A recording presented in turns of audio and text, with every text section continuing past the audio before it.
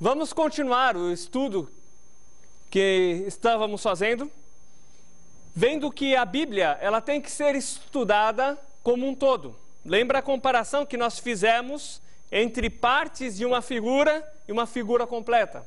Também a palavra de Deus tem que ser vista como um todo, não apenas como partes.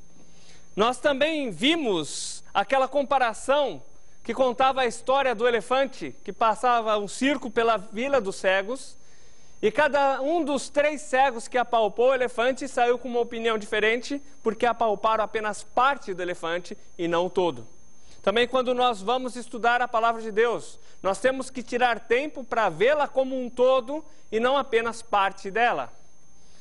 Nós vimos que a palavra de Deus ela tem que ser estudada dentro do seu contexto.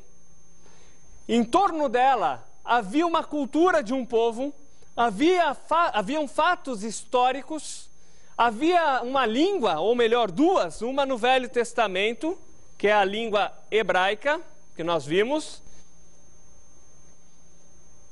e outra no Novo Testamento, que é a língua grega. Nós estudamos também sobre o contexto geográfico. Nós temos que ver aonde os fatos aconteceram.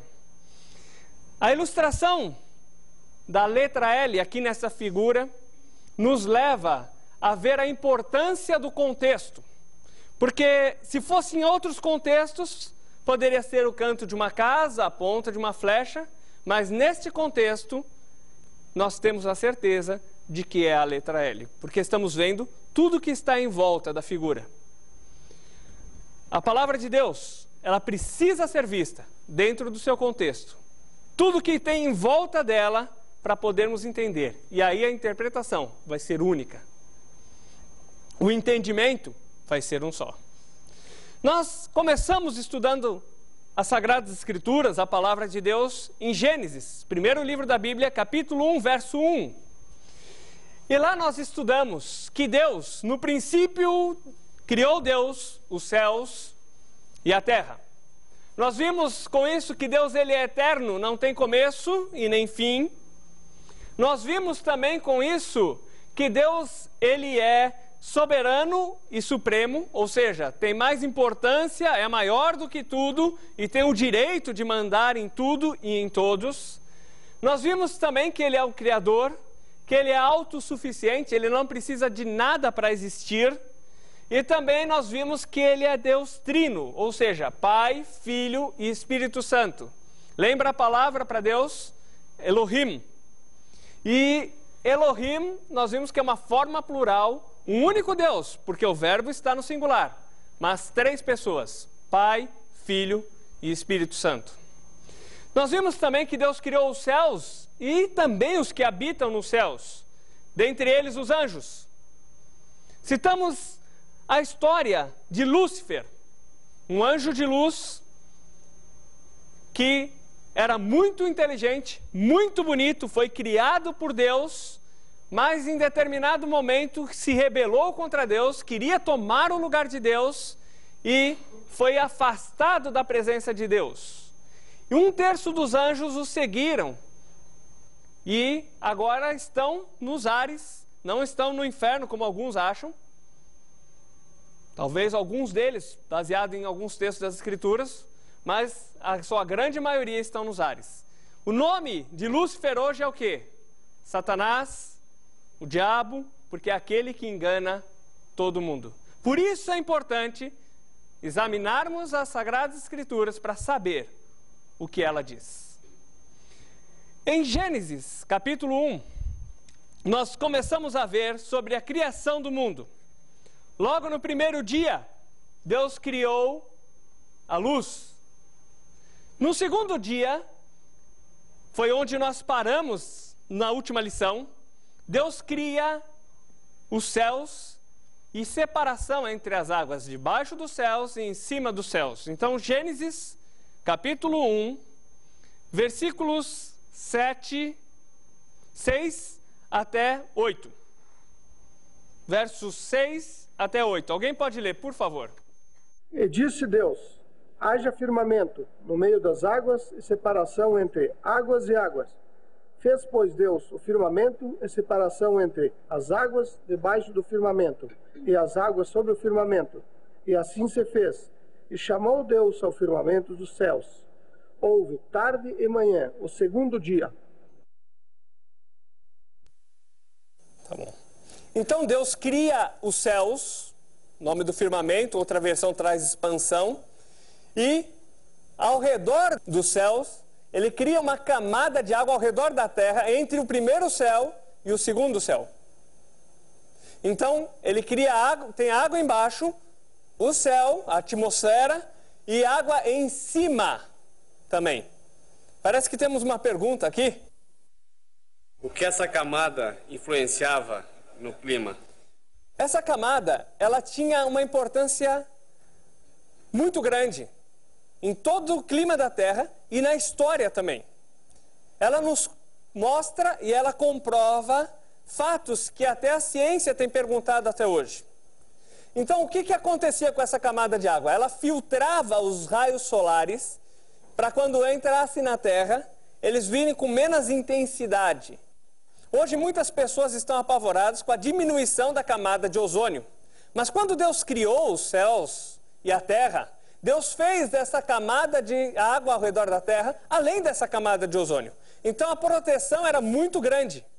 Cientistas confirmaram, através de pesquisa, que existem dois tipos de materiais que são capazes de filtrar raios, tipo um raio laser, ou filtrar raios solares. É o chumbo e a água.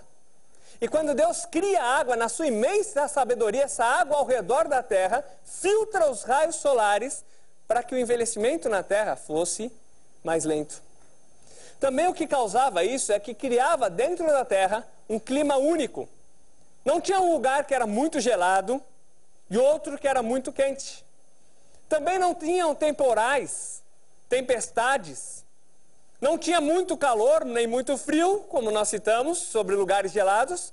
E também não tinha seca ou chuva demais. A Terra foi criada num clima perfeito para ser colocada a vida, que nós vamos estudar daqui para frente. Outro detalhe que essa camada de água propicia é que o oxigênio na Terra era mais condensado, ou seja, a pessoa, quando respirava mais oxigênio. Logo, a sua saúde era melhor. Tem muitos estudos em cima disso. Se alguém quer tirar dúvidas mais para frente, vai ter explicações, nós vamos ter palestras sobre esse fato. Não podemos entrar em todos os detalhes por causa do nosso tempo. Mas outro fato importante que nos desperta a curiosidade é que os cientistas, eles sempre questionaram o fato de como que um dinossauro, um animal tão grande, pudesse ter um pulmão tão pequeno. Ou como aquele animal tão grande poderia ter um nariz do tamanho da narina de um cavalo. Mas, com o clima da Terra desta forma como Deus criou, não precisava ter um nariz muito grande para respirar. Não precisava ter um pulmão muito grande, porque o oxigênio era mais condensado. Também a vegetação era mais farta. E os raios solares sendo filtrados, logo a vida era prolongada. E existem certas espécies de répteis, não são todas, certas espécies, que crescem até morrer. Eu já vi lagartos desse tamanho. Agora imagine um lagarto desse vivendo talvez 10 vezes mais do que ele vive hoje. O tamanho que seria? Talvez não caberia dentro dessa sala. Mas se alguém tiver mais dúvidas ou curiosidade sobre isso e sobre questões de evolução, vão ter palestras específicas sobre essa área e aí depois vocês vão ficar sabendo quando tiver essas palestras. Parece que tem uma pergunta ali atrás. O que aconteceu com essa camada de água? Tá, mais para frente, daqui a algumas lições, talvez daqui 3 lições provavelmente, nós vamos ter a explicação do que aconteceu com essa camada de água, se ela existe hoje ainda ou não, e se ela não existe, por que não existe mais. Então aguarde um pouquinho e vamos ter a resposta logo na frente. Alguém poderia ler agora, por favor, versículos 9 e 10. E disse Deus, ajuntem-se as águas debaixo dos céus num lugar, e apareça a porção seca, e assim foi. E chamou Deus a porção seca terra, e ao ajuntamento das águas chamou mares, e viu Deus que era bom. Agora Deus cria a terra, um elemento seco, e agora vai explicar o que ele vai fazer em cima desse elemento seco. Os próximos versos, por favor, versos 11 até 13. E disse Deus: produz a terra erva verde, erva que dê semente, árvore frutífera que dê fruto segundo a sua espécie, cuja semente esteja nela sobre a terra, e assim foi.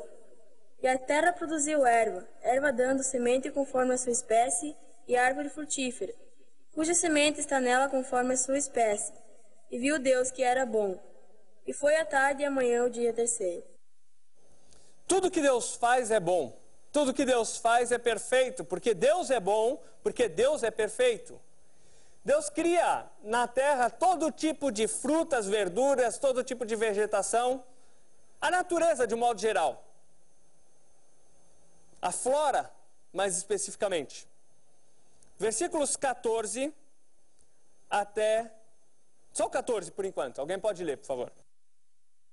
Disse também Deus: haja luzeiros no firmamento dos céus, para fazerem separação entre o dia e a noite, e sejam eles para sinais, para estações, para dias e anos. Tá, Deus criou luzeiros nos céus. Nós vamos ver, com o decorrer da leitura dos versos, o nome desses luzeiros, mas nós sabemos quais são: sol, lua, estrelas. Agora, o que é interessante é que fala aqui, ó, sejam para sinais, e para estações, e para dias e anos. Deus não só criou o sol e a lua, mas Ele criou todo o sistema que rege a nossa vida aqui na Terra. Por exemplo, seja eles para sinais para dias. A Terra girando em torno do seu eixo é um dia. A lua girando em torno da Terra é um mês. E os dois juntos, senão eu vou fazer do contrário. Os dois juntos, girando em torno do Sol, é o quê? Um ano. Tudo isso Deus criou neste dia. Alguém pode ler versos 15 até 19? E sejam para luzeiros no firmamento dos céus, para iluminar a terra. E assim se fez. Fez Deus os dois grandes luzeiros, o maior para governar o dia e o menor para governar a noite. E fez também as estrelas. E os colocou no firmamento dos céus para iluminarem a terra, para governarem o dia e a noite, e fazerem separação entre luz e as trevas. E viu Deus que isso era bom. Houve tarde e manhã, o quarto dia. Novamente a ênfase de tarde e manhã, quer dizer, um dia de 24 horas. E no verso 17 diz que Deus fez as estrelas e as colocou no firmamento, e as colocou nos céus. Agora, imaginemos a distância que tem as estrelas, a quantidade delas que existe. Se Deus ficasse viajando, colocando uma por uma, até hoje não teria terminado de colocar. Só que isso nos mostra que Deus, Ele é onipresente. Está aqui, ó. Ele está em todo lugar. Então Deus simplesmente fez isso, ó, e colocou em todos os lugares, porque Ele está em todo lugar. Também nós vemos com isso que Ele é onisciente. Olha a sabedoria de Deus em criar todo esse sistema no qual nós vivemos, em reger tudo isso. Versículos 20 até 23, por favor.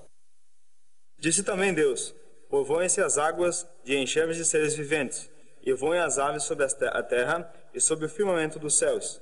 Criou, pois, Deus os grandes animais marinhos e todos os seres viventes que rastejam, os quais povoam as águas segundo as suas espécies, e todas as aves segundo as suas espécies. E viu Deus que isso era bom. E Deus os abençoou e disse: sede fecundes, multiplicai-vos e enchei as águas dos mares, e na terra se multiplicai as aves. Houve tarde e manhã, o quinto dia.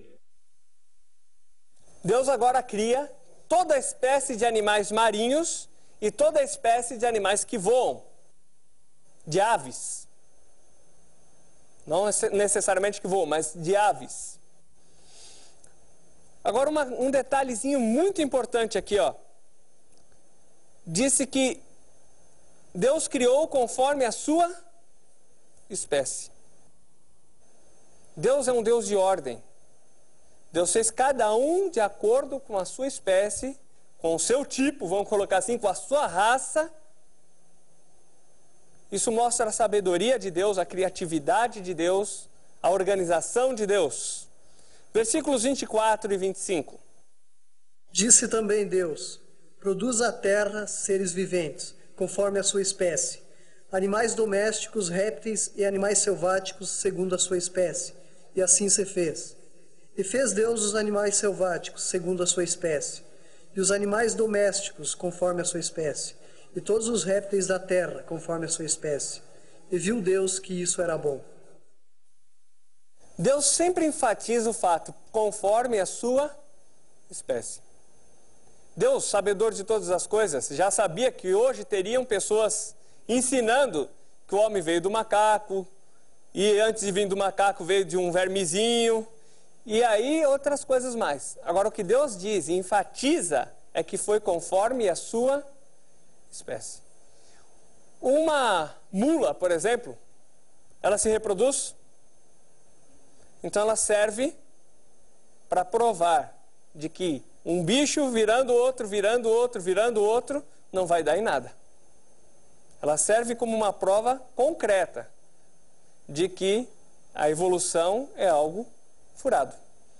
Uma coisa que os cientistas defendem é que a evolução é uma teoria. Mas os estágios da ciência é o seguinte: primeiro eles lançam uma hipótese, depois eles, em cima daquela hipótese, descrevem uma teoria, e aí eles vão tentar provar aquela teoria. Se eles conseguem provar, aí se torna ciência. Porque a ciência é tudo aquilo que pode ser visto e provado. Só que até hoje a ciência não conseguiu fazer um macaco virar homem, ou outro ser mudar assim, evoluir, e nunca viram fazer isso, nunca conseguiram fazer isso num laboratório. Então logo, evolução não é ciência, é teoria. Aliás, nem saiu do estágio de hipótese, porque até hoje não se provou nada em torno dela. Então não é ciência, é uma religião. E mais para frente, se alguém quer saber detalhes, vão ter palestras em cima disso também. Versículo 26. Antes de lermos o verso 26, eu quero lhes fazer uma pergunta. Deus cria todas essas coisas, aquela camada de água ao redor da terra para criar um clima perfeito aqui na terra, a terra, elemento seco em si, a flora, a fauna, os astros nos céus. Agora, para que Deus criou tudo isso? Será que Deus precisava dessa camada de água? Deus precisava de luz, do sol, da lua, das estrelas, dos animais? Então, por que Ele criou tudo isso? Verso 26. E disse Deus: façamos o homem à nossa imagem, conforme a nossa semelhança, e domine sobre os peixes do mar, e sobre as aves dos céus, e sobre o gado, e sobre toda a terra, e sobre todo réptil que se move sobre a terra. Tá. Disse Deus. Contexto linguístico, a palavra para Deus aqui é o quê? Elohim. Elohim disse: façamos. Ele chamou quem? Os animais. Chamou todos os animais em volta para convocá-los a fazerem um homem? Foi isso? Não. Deus Pai, Filho e Espírito Santo, conversando entre si, disseram: façamos. Elohim, Deus, um Deus só, disse: façamos. 3 pessoas. Façamos o homem à nossa imagem, conforme a nossa semelhança. Agora, o que será que é essa semelhança com Deus? Será que Deus é parecido comigo aqui? Ou será que Ele é parecido com aquela moça ali, ou com aquele senhor lá? Com quem que Ele é parecido? Nós já vimos no verso 2 que Deus é Espírito. Logo, Ele não tem corpo como nós. Então essa semelhança com Deus não é no corpo. Vamos no capítulo 2, que vai nos ajudar a entender um pouco melhor isso daqui. Antes de lermos o capítulo 2, eu gostaria de explicar um pouco sobre a forma como os hebreus escrevem, a forma literária que eles usam. Então eles contam uma história em resumo. Depois eles voltam na mesma história e contam os detalhes. Por exemplo, eu fui viajar. Então eu peguei meu carro, minha família, viajei, cheguei lá na cidade que tinha que chegar, eu voltei e foi tudo bem, não aconteceu nada de mal. Depois ele para e volta, começa a explicar. Bom, saí às 6 horas da manhã, depois às 8 horas parei para tomar um lanche, depois ao meio-dia paramos para almoçar, aí volta para contar os detalhes. Primeiro dá um resumo, depois volta para contar os detalhes. E é isso que está acontecendo aqui no capítulo 2. O capítulo 2 são os detalhes da criação de Deus que nós vamos estudar agora. Versículos 4 até 6 primeiro. Estas são as origens dos céus e da terra, quando foram criados, no dia em que o Senhor Deus fez a terra e os céus. E toda a planta do campo que ainda não estava na terra, e toda a erva do campo que ainda não brotava, porque ainda o Senhor Deus não tinha feito chover sobre a terra, e não havia homem para lavrar a terra.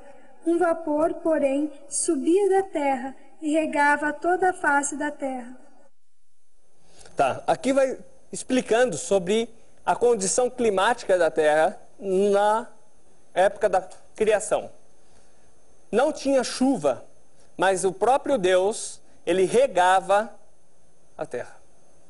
Versículo 7. Então formou o Senhor Deus ao homem do pó da terra e lhe soprou nas narinas o fôlego de vida, e o homem passou a ser alma vivente. Tá. Vejam só, formou Deus o homem do pó da terra. Então, Deus foi lá na terra, fez, de que forma, vamos colocar assim, nós não sabemos, mas fez tipo um boneco da terra ali, e aí disse que Deus soprou nele o fôlego de vida. Qual será a semelhança com Deus? O barro ou o sopro de Deus? A palavra para sopro, para ajudar um pouquinho mais, é ruach. A mesma palavra para espírito, lá no versículo 2, capítulo 1, versículo 2. Logo, a semelhança com Deus é a parte do sopro de Deus dentro do homem, a parte espiritual. Então vamos procurar entender um pouquinho mais isso daqui. O corpo, que é a matéria, essa parte nossa aqui, é a semelhança de Deus ou a semelhança da terra? Da terra. Foi criado a partir da terra. Com o corpo, nós nos relacionamos com o mundo exterior. É o que nós vemos, o que nós falamos, o que nós pegamos, o que nós ouvimos. É o nosso relacionamento com o mundo exterior. Agora, a alma, que fala que o homem foi feito alma vivente, é o nosso relacionamento conosco mesmo. É o que eu penso, é o que eu sinto, é o que eu escolho fazer. Agora, o espírito é a parte que tem relação com Deus. É lá que a pessoa conhece, ama e obedece a Deus. Essa parte é a semelhança que o homem tem com Deus. Porque Deus soprou dentro do homem a parte espiritual, o espírito, aonde o homem tem a relação, onde o homem tem a comunhão, aonde o homem consegue estar em contato com Deus. Alguma pergunta nessa parte?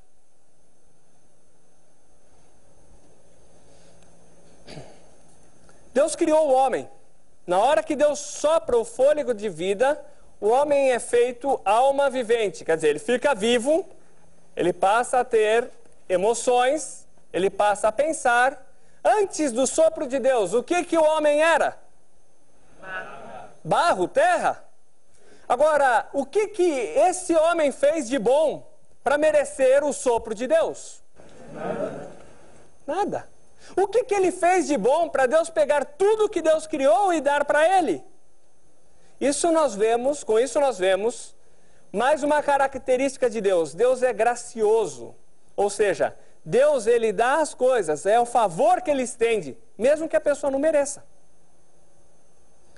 Deus soprou no homem o fôlego de vida, o espírito, a parte que o homem tem comunhão com Deus. Vamos continuar lendo. Versículo 8 e 9. E plantou o Senhor Deus um jardim no Éden, da banda do Oriente, e pôs ali o homem que tinha formado. E o Senhor Deus fez brotar na terra toda a árvore agradável à vista de boa para a comida, e a árvore da vida no meio do jardim, e a árvore da ciência do bem e do mal. Tá. Deus criou um jardim chamado Jardim do Éden, na região do Éden, e muitas pessoas têm perguntado, será que ele existiu literalmente ou não? Então nós vamos ver provas do que a Bíblia diz dentro do contexto. Vamos ver provas de que esse lugar realmente era um lugar literal, não é um lugar fictício. Então vamos ver as características desse lugar. Fala, em primeiro lugar, da banda do Oriente. O livro de Gênesis foi escrito por Moisés quando ele estava na região do deserto. O oriente dessa região seria para onde? Para o Brasil? Essa região aqui é entre Egito e Arábia Saudita. Então Brasil não pode ser. Nenhum país da África, nenhum país da América, nenhum país da Europa poderia ser. Sobrou só o quê? Ásia. Então é algum país da Ásia, em algum lugar da Ásia. Aqui tem um outro mapa que talvez possa ajudar a entender melhor a região. Onde ele estava aqui nessa região que é dividida, é uma região onde estão as divisas do Egito, da Jordânia e da Arábia Saudita. Fala da banda do Oriente, então nós sabemos que é a Ásia, não é a Europa, não é a África, não é a América. Vamos ver mais detalhes sobre isso? Alguém pode ler versículos 10 até 14. E saía um rio do Éden para regar o jardim, e dali se dividia, repartindo-se em 4 braços. O primeiro chama-se Pison, é o que rodeia a terra, e Havilá, onde há ouro. O ouro dessa terra é bom. Também se encontram lá o bdélio e a pedra de ônix. O segundo rio chama-se Gion, é o que circunda a terra de Cuxi. O nome do terceiro rio é Tigre, é o que corre pelo oriente da Assíria. E o quarto é o Eufrates. 2 desses rios, nós não temos informações precisas de onde eles se localizam. Agora, diz que saía dali, daquela região, um rio e se dividia em 4 depois. 2 nós não sabemos com precisão onde se encontram. Mas 2 nós sabemos, porque estão lá até hoje, e nós sabemos aonde esses 2 rios se juntam. Estão juntos. Então vamos olhar no mapa. O nome de um deles é Tigre, o nome de outro é Eufrates. Então, se nós olharmos no mapa, esse é um mapa de hoje, o rio Eufrates e o rio Tigre, eles cortam o país do Iraque. E eles se encontram bem ao sul do país, quase na divisa com o Kuwait. Agora, traçando uma reta da onde Moisés estava quando escreveu o livro de Gênesis, até essa região nós temos uma linha reta ao Oriente. Então nós sabemos que é o Oriente, aonde se juntam os rios Tigre e Eufrates. Logo, o Jardim do Éden se localizava na região sul do país do Iraque, quase divisa com o Kuwait. Isso daqui é importante, nós vamos saber, com isso, com essa localização no mapa, contexto geográfico, por que naquela região tem tanto petróleo até hoje. Daqui 2 lições vocês vão ver isso. Por que tem tanto petróleo naquela região? E o que é que aconteceu com esse jardim também?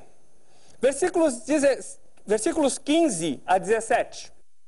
Tomou, pois, o Senhor Deus ao homem e o colocou no jardim do Éden para o cultivar e o guardar. E o Senhor Deus lhe deu esta ordem: de toda árvore do jardim comerás livremente, mas da árvore do conhecimento do bem e do mal não comerás, porque no dia em que dela comeres, certamente morrerás. Deus colocou no jardim Essa figura está um pouquinho adiantada, a mulher ainda não foi feita, nós vamos ver daqui a pouco. Deus colocou no jardim a árvore da vida, que nós vimos no verso 9, e a árvore do conhecimento do bem e do mal. E Deus deu uma ordem ao homem: você pode comer de toda a árvore, de toda a fruta que estiver aqui no jardim. Tudo você pode comer. Apenas não coma da árvore do conhecimento do bem e do mal. Porque no dia que dela comerdes, certamente morrerás. Deus avisou. Deixou claro. Agora, por que tinha que ser uma fruta de uma árvore? De repente, Deus poderia colocar uma plaquinha: não pise na grama. Vocês já viram essas placas? Quase inúteis, diga-se de passagem, né? Que se tem a placa, eles vão e pisam mesmo. Mas Deus podia colocar: não ande neste lugar. Mas Deus colocou uma fruta para que o homem exercesse a escolha. Porque se fosse não pise na grama, de repente ele está correndo, tropeça, cai, seria um acidente. Suponhamos que Adão estivesse debaixo da árvore e de repente pegasse no sono e aquela fruta caísse na cabeça dele, ele morreria? Não, ele teria que comer, ele teria que ir lá, arrancar a fruta e morder. Não tinha desculpas de dizer foi um acidente. Teria que exercer a escolha. E Deus deixou claro: se você comer, você vai morrer. Algumas pessoas até perguntam: mas por que Deus deixou isso então? Deus deu ao homem um pensamento, emoções e escolha. E Deus deixou ao homem a oportunidade de escolher entre o que Deus disse ou outras coisas. Vamos continuar, versículo 18 e 19. E disse o Senhor Deus: não é bom que o homem esteja só. Far-lhe-ei uma ajudadora idônea para ele. Havendo, pois, o Senhor Deus formado da terra todo animal do campo e toda ave dos céus, os trouxe a Adão, para este ver como lhes chamaria. E tudo que Adão chamou a toda alma vivente, isso foi o seu nome. Então, Deus trouxe os animais, colocou Adão no jardim que Deus criou, trouxe os animais, mandou Adão dar o nome a esses animais. Versículo 20. Deu nome ao homem a todos os animais domésticos, às aves dos céus e todos os animais selváticos. Para o homem, todavia, não se achava uma auxiliadora que lhe fosse idônea. Tá, essa auxiliadora que lhe fosse idônea, literalmente seria assim: alguém que encaixasse com ele. Alguém que desse certo com ele. Então vamos ver como que Deus vai fazer esse alguém que encaixava com o homem. Versículo 21. Então o Senhor Deus fez cair pesado sono sobre o homem, e este adormeceu. Tomou uma das suas costelas e fechou o lugar com carne. Pode ler o 22 também, por favor. E a costela que o Senhor Deus tomara ao homem, transformou-a numa mulher e lhe a trouxe. Agora, estamos vendo a criação da mulher. Deus pega, faz Adão cair num sono. Mas por que tinha que Adão dormir? Para talvez não ficar dando palpite, né? De repente ele podia querer ficar dando palpite. Aí tira uma costela de Adão e da costela faz a mulher. Agora o que é interessante disso? Por que Deus não fez uma boneca na terra e soprou vida naquela boneca? Veja só que Deus queria dar a Adão alguém especial, alguém que encaixasse com ele. A Bíblia, em diversos lugares, diz que o homem não odeia a sua própria carne.